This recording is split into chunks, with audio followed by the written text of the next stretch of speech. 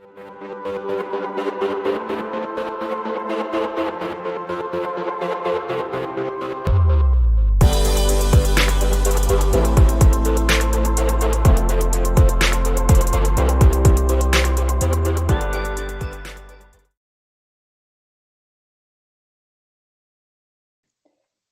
everybody. Welcome back to your Donna Drones podcast. I'm Dawn Zoldi, your host and the CEO of P3 Tech Consulting. We are knee deep in a month dedicated to multi-domain operational support, and it is sponsored by Matrix Space. Today, we have the distinct honor of having with us here our next BVLOS Above and Beyond series guest. Or Epstein is the CBO and co-founder of Wonder Robotics, and he's coming to us live from Israel. So welcome to the show, Or. Shalom from Israel. Pleasure to be here.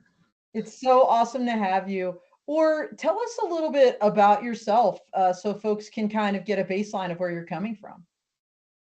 Thank you, Don. It will be my pleasure. So, Or Epstein, I'm the co-founder and chief business officer of Wonder Robotics, an Israeli-based startup. We are focused on drone autonomy. In the last 28 years, I'm breathing, living, and operating drones in all sizes and shapes. Started my initial career in the military, both Army and Air Force, and focusing on the military part of the business. For many years in corporate level, international work, very focused on the US market. In the last 6 years, though, I am focusing on commercial application. And I have to say, it makes me more excited than ever, see how drones can make our life commercially better. Well, awesome. And, for those that don't know, Or was actually a UAV mission commander for the Israeli Defense Forces. And so his background is deep, Or so many technologies kind of are, military is first adopters of so many advanced technologies. And it sounds like you really cut your teeth on drones early on. And I love that you're focused on the commercial side now, because so many folks, I think, kind of stick with what they're comfortable, where their background is. And certainly what you're doing is dual use regardless. But tell us about Wonder Robotics, first of all. What is the vision? So Wonder Robotics is an autonomy for commercial grade drones. Our vision is to lead the way on a vision-based autonomy, to create self-awareness of the platform. To explain it in the most simplicity way is to create a situational awareness exactly how your Tesla is working. How did you know I have a Tesla? You do too, because I saw we had a correspondence earlier, so we both. Exactly. And I think when I'm coming to the US and pitching our capability, when you're talking to Tesla, you're talking to the heart of the people. Yeah. And basically what the autopilot of Tesla is doing is basically creating the driver, autonomous driver, or advanced system of the driver as the first step to fully autonomous cars.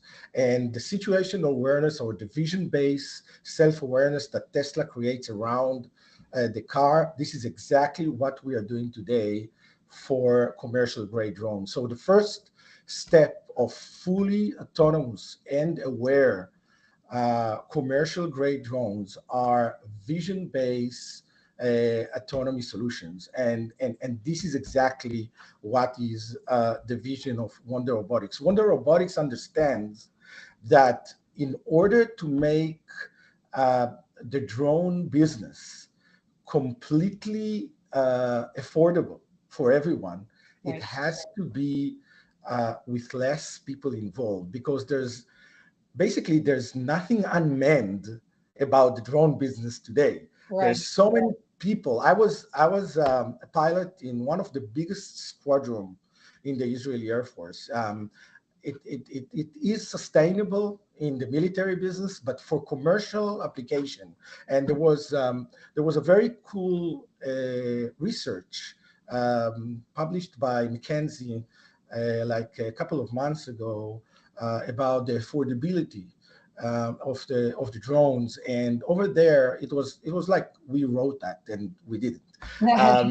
Uh, and the affordability of the drones will be really unlocking the formula between one operator to one platform only with the support of autonomy, and only when one operator or one mission commander focusing on the mission and monitoring 50 or 100 autonomous drones and keeping the safety and reliability of the mission, that is the point that this mission will be completely affordable, both for first responders, for emergency operations, and for the consumer level. No, totally agree. And it'll be great when our regulations catch up. I know not just here in the United States, but globally to that point of one-to-many operations. And of course, beyond visual line of sight remains a challenge. And autonomy, as we all know, is key to that. So tell us about your product. It's called WonderLand, and I think we have a really cool video. So walk us through what we're seeing here. So that's a great video to explain the first product of the company. We divided the visual awareness of our solution to two parts: one vertically autonomy and one horizontal autonomy. WonderLand is basically a software that utilizes a stereoscopic camera pointing down and completely prove the vertical part or vertical autonomy of the use cases, both precision landing, vertical awareness, low altitude mission, and contingency plan. We are doing that by complete understanding of the surrounding, or creating on board, without a man in the loop, a digital twin of the area, and evaluating both the ground risk and the air risk between the platform and the landing point or the mission point, and taking decision based on our very sophisticated logic on board the air, and helping the operator or the mission commander be completely available for other part of the mission. That was a great video because you could really see WonderLand in action from that vertical standpoint. And I think you also have, as you said, that horizontal obstacle avoidance. So tell us about that. Well, the video that is running right now, it's still on the vertical part. Oh, got you. Okay. And this is a great way to explain how the software analyze both according to a policy that we are providing or setting up in our first software initialization, according with the platform service provider, according to the size of the platform and the safety around it, what kind of obstacle it needs to detect, what kind of use case, and what kind of a guidance, a safe guidance to either a contingency, unplanned, uncharted area, or a planned place to be landed. This is not only a robust precision landing, this is also a pure understanding of the vertical distance between the package, if it's winch recovery or not, to the deployed place. I think WonderLand as a first penetration product is very focused on the vertical because we are me and my partners and the team have a lot of experience in the market, and we just met the industry and listened to what they need right now, not only to make the system more safe, also to complete the mission with less people. And this is why we were first focused on the vertical part. The horizontal part, I think we have a few challenges in the horizontal part, and I will be happy to talk maybe further in the call with the video. Yeah, let's do that momentarily, but I just want to highlight a couple things. So this is autonomous. I saw that precision landing on basically kind of like a drone mailbox. And then that second video was the emergency landing. And what I loved about it, just having gotten my drone pilot's license, was it was highlighting, hey, these are red areas. Like you shouldn't fly, you shouldn't land here. There's like pipes here or wires, whatever those were. And I could visually not only see the red, but then see them as well. So that's pretty significant. That's exactly the point. We don't see loss of GPS, loss of communication, or other dozen different malfunction as a critical malfunction on board that needs to pop up the parachute or terminate the flight or even to cause an emergency landing. Those type of situations can have a very reliable, a very safe, autonomous contingency plan by WonderLand, and in fact, replace a visual observer or a pilot, a BVLOS pilot, in the time of the malfunction or the time of the loss of the GPS. So a service provider loves those WonderLand because it's solved. The alternative is sometimes when they lose their unreliable C2 based on LTE or the GPS based on receiving the satellite. The other contingency plan is to pop the parachute, and that's a terminate fatal step. Yeah, or return to home, which could be kind of crazy depending on what that looks like too, right? Because I just remember we were practicing that with a particular drone in my class, and it depends on the settings you created, right? How high. Once it returns to home, it stops what it's doing. It flies up usually. Whoever knows how high, which may not be high enough depending on where you are. And then it returns to that whatever waypoint you gave it. And the example they gave, and this is multi domains operations support month, right? Or the example they gave is, you can fly a drone from a ship or a boat. That's legitimate in the United States under Part 107, even if it's moving. But so many people forget to put that landing point somewhere on land for the home button. And this thing's going to drop somewhere, like wherever you started your boat. It could be dropping right into the lake or the ocean or wherever. So no, that's really significant. I want to geek out for a minute here, Or, because there's folks out there that really want to understand, well, how does this work as a practical matter? I don't want to get uber scientific and lose people, although I'm sure we've got engineers that will understand completely whatever you say. But just kind of in layman's terms, like, how does your vision-based system actually work? How does it read those surroundings and interpret them and autonomously, kind of almost make decisions, if you will, of this is the best place to land? So this is an excellent question. So our software is working with a vision-based stereoscopic camera that combines, basically imitate the vision eye.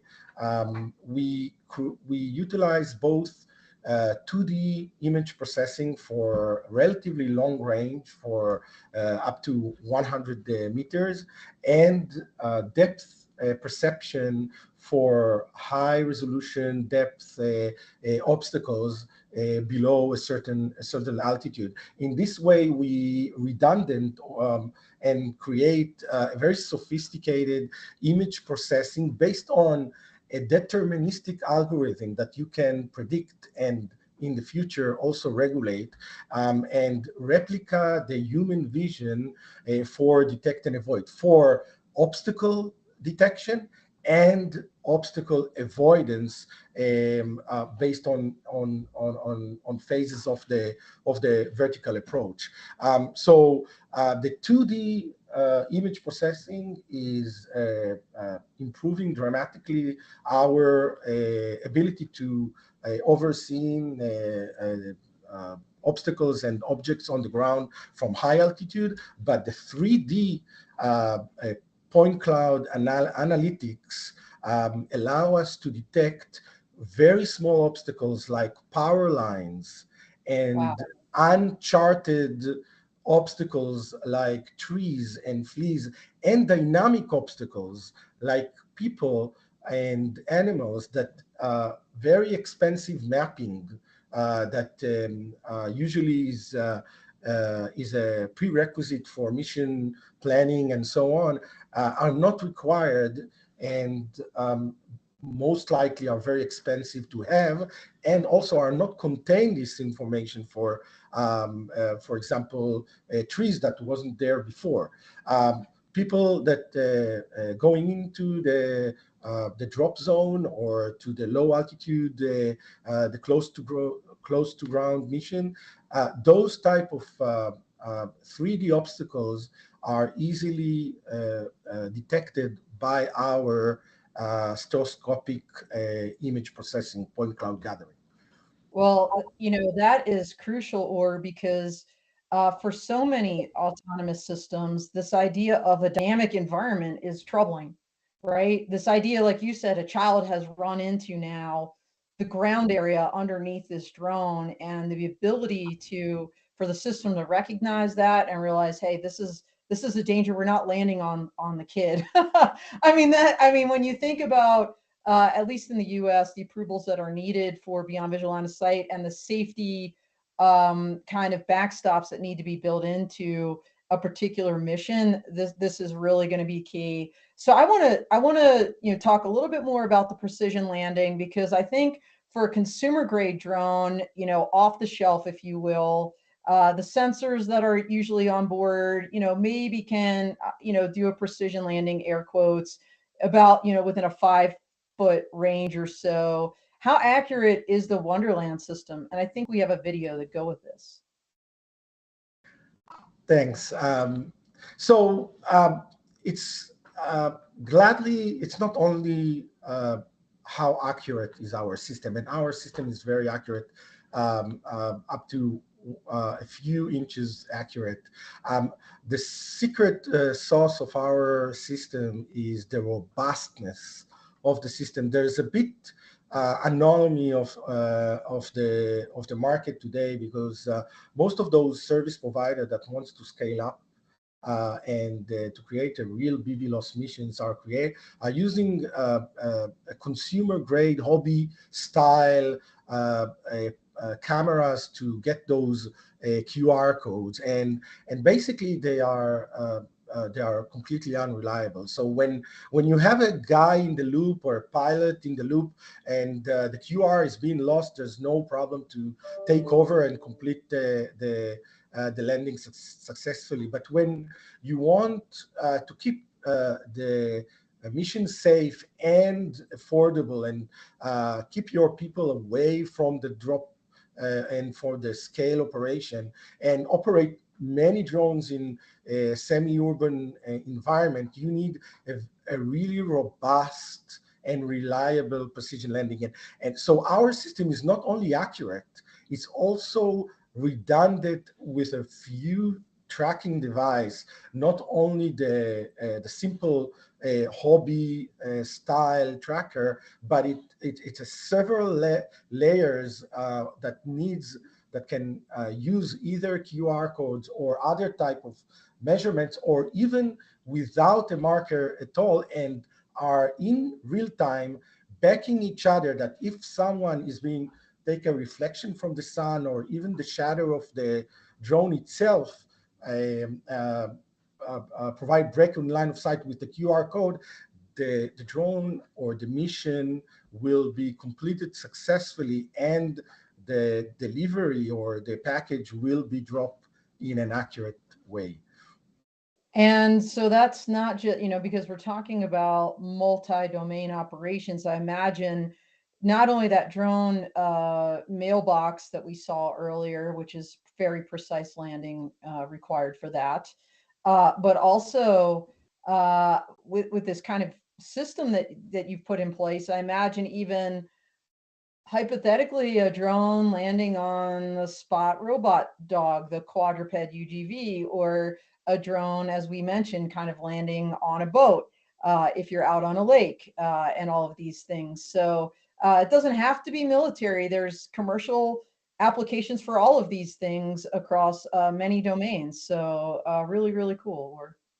Absolutely, it's a great comment on we, being a small company, we are taking one use case at a time and trying to prove our both technology validation, doing thousands and thousands of landing, proving the safety case together with our customers, which cannot allow themselves, because this industry is in its early beginning, a mishap. But there's wonderful use cases out there that you can, and you said that in a drone delivery to a ship, or to resupply the crew that is waiting like 3 weeks in a harbor that it's completely packed, and we saw that in during COVID time, or Right. to deliver a critical component to be replaced on a wind power in the middle of the ocean. Uh, Yep. those type will have to be remotely beyond vision line of sight, even probably completely autonomously. And for that, you need a reliable system that can not only land precise, also in a very harsh environment. Oh, that's a great point. And you mentioned drone delivery, so I'm going to go there. What other use cases, the other use cases that WonderLand supports, how can they, for example, enhance the autonomy of a drone delivery service? So basically, we divide drone delivery to two main points. One, basically as a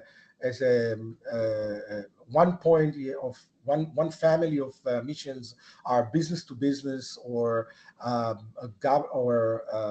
urgent requirements delivery, and but most of the drone companies out there, both consumer level and business to business, are realizing that the best way to deliver a package safely and without a lot of hazard is to winch them, or to use a winch cable from a safe altitude. And also that a use case for WonderLand. Basically, it's the same vertical awareness that we need to create for the drone to land. You need to create both for the cable and the package itself. But there's another element to that, because a winch recovery or a winch delivery needs also to be very precise into some kind of either a mailbox or in a very, very small place. You can't drop it on someone's head,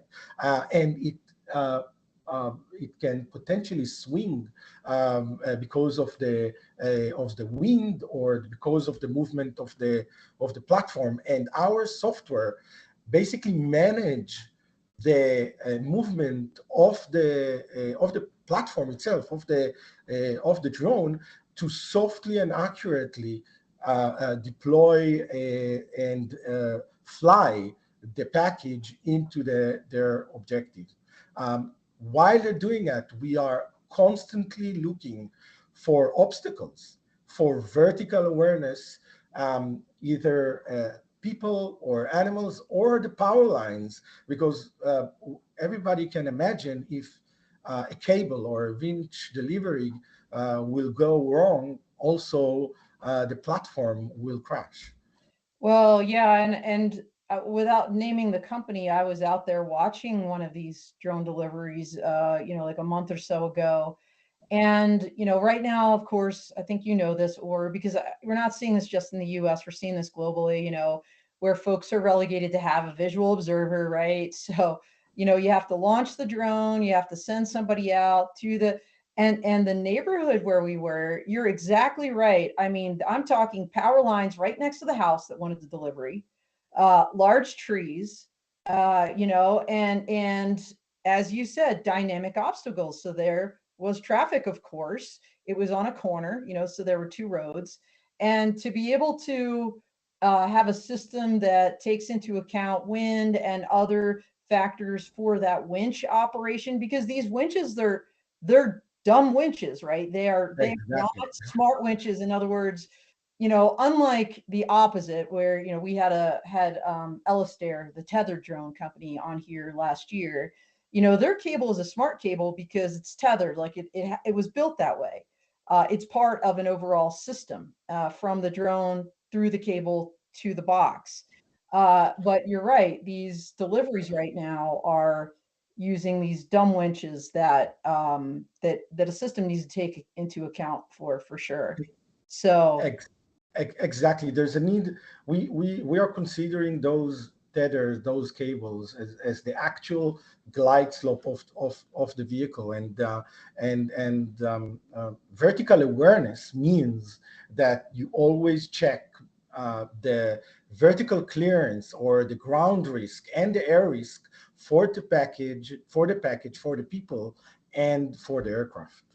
well, besides wind, that's obviously weather is always an issue, as you mentioned. Harsh environments, I think, was the term you used, and in relation to maybe some of these offshore deliveries, that's always a factor. But you also mentioned something that's significant, and I think an ever increasing possibility is this idea of GPS signal loss. Exactly. I mean, I don't have to preach to you, or being with your background and where you live, right? This idea that there are folks out there that want to jam systems, spoof them, cause problems, but you could simply also just go into a dead spot for whatever reason Absolutely. unintentionally. So, what happens with WonderLand, with your system, if a GPS signal is actually lost? Uh, the best way to put it is nothing. We don't use we don't use GPS. Having a GPS loss uh, for autonomy provider as Wonder Robotics is not a problem. It's not a malfunction. Um, we consider our solution is a completely GNSS free. There's for commercial application. So there's a lot of military. Yeah, Cut in for 1 second for those out there. GNSS, that's the Global Navigation Satellite System. So GPS is just merely one constellation. There's GLONASS, right, which is the I believe the Russian version, BDAO, which is the Chinese. So there's a number of these GNSS systems out there. And what we're saying is it's irrelevant to his system. You don't need, so you can operate or in completely GPS denied environments. For example, a greenhouse, in glass enclosure or inside. yeah. Potentially when in a commercial environment, forget about military application that Yeah, needs a different environment. But for commercial environment, when you are operating in a simple area for a few miles, eventually when you want to complete the mission or you want to fly, there's a few measures in visual navigations that you can first do a safe hovering till the GPS will come alive again, or you can continue with a limited accuracy to a safe landing during the critical vertical maneuver during the mission itself, when you have urban canyons and then challenged by the GPS reception. We right. are completely denied environment, and we can help with uh, those service providers not to rely on the GPS receiving or the GPS navigation as a first navigation system. Basically, WonderLand can be their first reliable system, and the GPS will be the backup. Wow. I But mean, that but like 180 from, I uh, think, what most people think, right? Uh, Um, exa- exactly, yeah, because in urban environment, well, this is a little bit in the future, but when we will have, we don't, the regulation is still not there, but when right. we will have drones delivering things, critical things to our companies, or to their rooftops, or even to the balcony. Again, I don't shoot for a pizza, but I can for sure expect a downtown hospital getting their critical equipment or blood sample. But when the drone is maneuvering down and landing, the GPS will be lost, and we all know it when we drive the Fifth Avenue. So using that in this critical maneuver, don't use the GPS.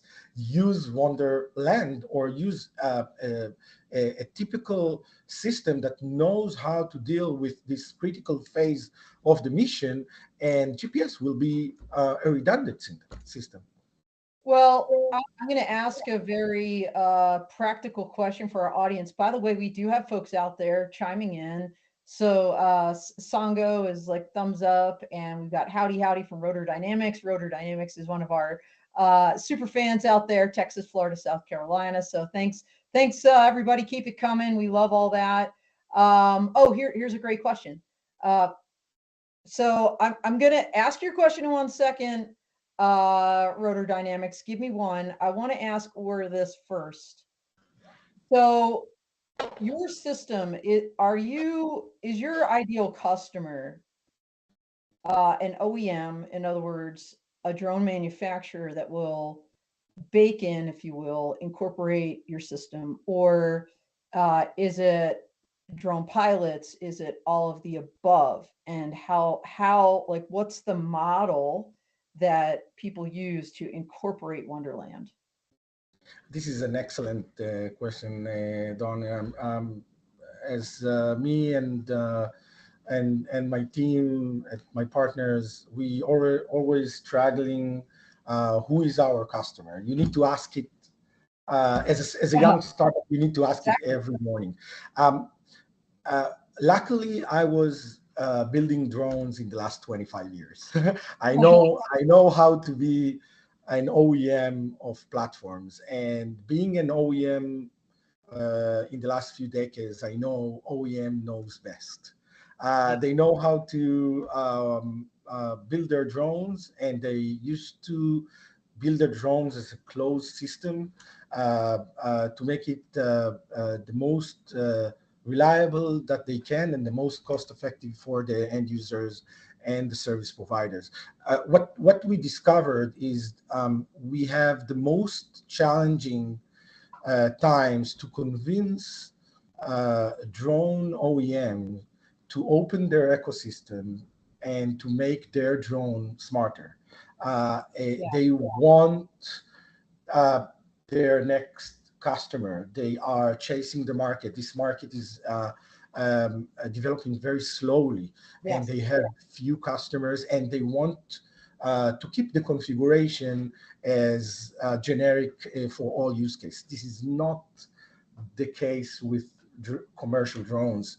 Every use case has a different configuration. So we found out that our best customers are the service providers, companies like Air Methods, Sprite, that understand the mission, understand the safety case, and understand what kind of support system, other than the drone itself, they need to incorporate to this ecosystem to make their service more valuable for the end user, more valuable for the emergency responders, more valuable for the consumer, and keeping the affordability and keeping the autonomy and the safety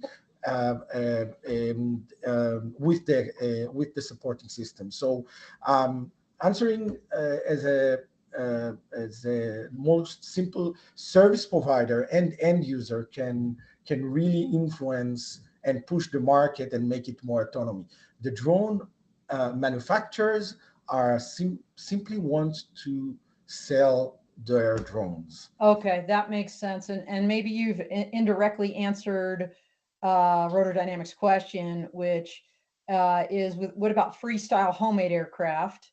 Right? Because these folks are out there building their own for a bunch of different, mostly recreational uses. Is it possible to use WonderLand on those kind of, they're usually very small. And so the question also goes to weight, kind of, yep. Yeah, of course. Look, Wonderland has future versions of Wonderland Lite that will be lighter, less with less features, but accommodate to platform with less weight capacity. But our focus will be the commercial grade drones. We are less focused on consumer drones that can mostly operate in visual line of sight, and then the business the business case is less obvious to make the drone smarter if you want only to get a great footage of your house. That makes a lot of sense. I'm going to fire a real quick one. This is your yes or no. And then I want to talk about your origin story. I can't believe we're getting short on, well, I can, where we always get short on time when we talk to folks like you that are so interesting with really cool tech. So is WonderLand Remote ID compatible, shall we say? In other words, can it integrate remote ID requirements? So Wonderland is not a remote ID component. Most remote ID components are coming either on the mission component or the flight control. Yeah. There's no problem to incorporate this piece of software, but that's not exactly our business. In most of the time, remote ID component is part of the other either ADSB or other collaborative environment of the drone. Yeah, definitely part of the larger ecosystem, to be sure. Okay, so with all of this said, and your interesting background and this really neat product WonderLand you've created, so why did you create it? What is that origin story for Wonder Robotics? So this is a great question, Don. Look, being part of my military background, also my partner, we were involved in all kind of use cases in urban environments, special ops, either for military or for homeland defense. In our previous life, one of our customers asked us, look, we have a special sensor which is doing something somewhere, and it operates on this drone, and the drone is basically very limited in time, in endurance, because of that was a few years ago, and batteries are always a bottleneck, and then he said, and the mission was basically to put a sensor in an unknown place somewhere in the city. And he said, why won't you just land there to save the endurance, the battery time, and just wait with sensor on the roof, on the unknown place? Right. And we said, look, this is a great idea, but we don't have a guy there. There's no way to put the pilot over there, and we don't know where we are going to land. So there's no way to map this destination. So it will be completely uncharted area. So we look for some kind of a solution out there, and doing a full market research for this type of military or special ops scenario, we came of zero results. There was no redundant, robust enough solution out there that can first maintain the safety and then also complete the mission of that drone. And then we thought, look, this will be a great idea, and we took some kind of a leap of faith, and we truly believe that in the commercial market and also in the first responders, that can be part of the holy grail, the part of the self-awareness autonomy of the drone. Well, and as you said, first responders, this drone as first responder concept is really taking off. No pun intended. So we're just going to see more and more of this. Now, you linked up with Genius New York at some point. Yeah, yeah, Genius New York. That's There's your big being an check, by the way. yeah. Well, Everybody loves a big check, as you said. Yep. you see the happy faces. Oh, absolutely. This is Idan, my partner and friend in the last 28 years. So Genius New York is a very cool accelerator from Central State, New York, center in Syracuse. It's only 3.5 hours from NYC. I know for Manhattan guys it's completely international, but no, it's really New York. Yep. It is a cool place. It is a very drone friendly ecosystem, together with the Excellence Center in Griffith Airport. Great facilities like Skydome, many millions of dollars, creating infrastructure for young companies like us coming into this area. And there's a great resource of young students, both engineers, business concept, robotics, and this great, every year 500,000 students are graduated in the area. So we applied for, that's already the 7th year, and we happily we were selected from a lot of companies, starting our initial footprint in the US. They selected us being an Israeli international company, related drone company, autonomy software provider, and because most of our customers are already in the US, and they are helping us scaling up our business together with our customer. This market is a slow bloomer, and eventually everything will happen, and when it will happen very fast, and we need to be there with boots on the ground, with to support the validation of the technology, the durability and the reliability test of our customers, the waiver process, and the setup of our business, training our customers. And Genius New York embraced us and got us this investment in our company. And basically we opened just last March our operations center in their facility in the tech center. Thank you very much. And it helps us a lot as a base to go first provide the product from there, supporting our customer from the US, because crossing the Atlantic for every demo, for every training, or for every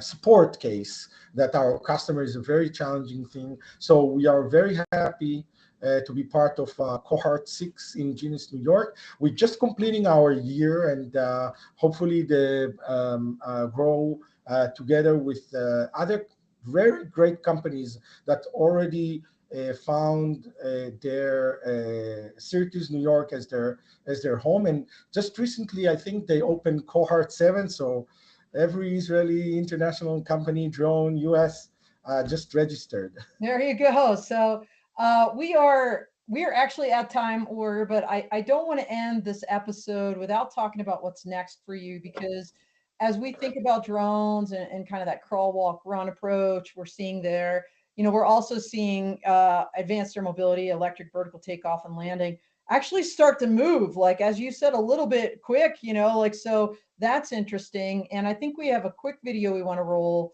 to show how what you're doing can plug into this market as well. Exactly, and this is our first step to the horizontal autonomy.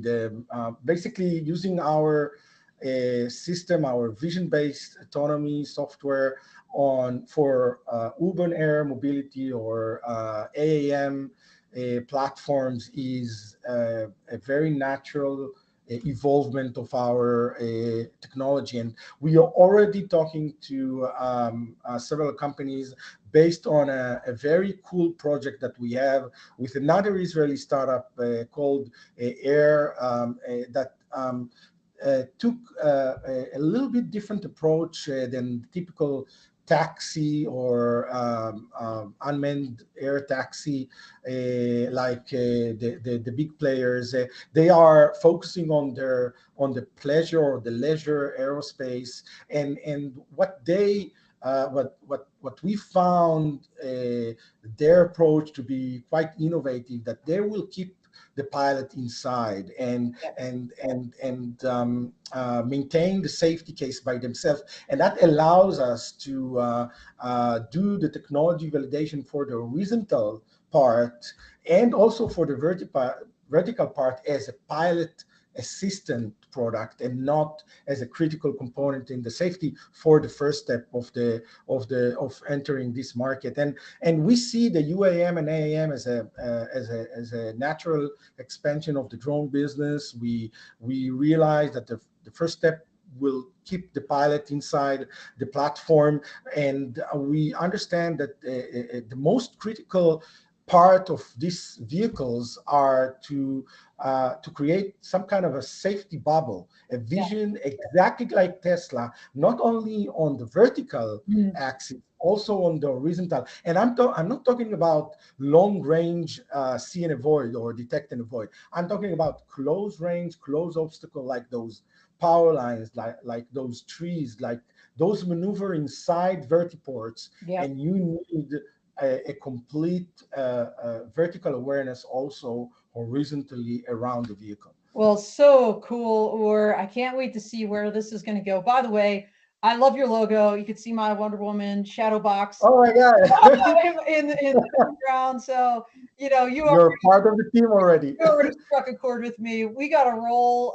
We are a little bit past time, but I know you're going to be at AVSI Exponential or at booth. Everybody write this down, 4120. So visit Wonder Robotics, get to talk to Or live in Denver the week of May 9th. And if you can, join us for Law Tech Connect on Monday, May 8th. And we will see you there. I know there's so much more we could have covered, but we just don't have time, Or. But thank you so much. This was so enlightening. Really appreciate you and everything you're doing. And I look forward to meeting you in person in Denver. I appreciate this opportunity. Thank you, Dan. All right, everybody, we are out here. Bye-bye.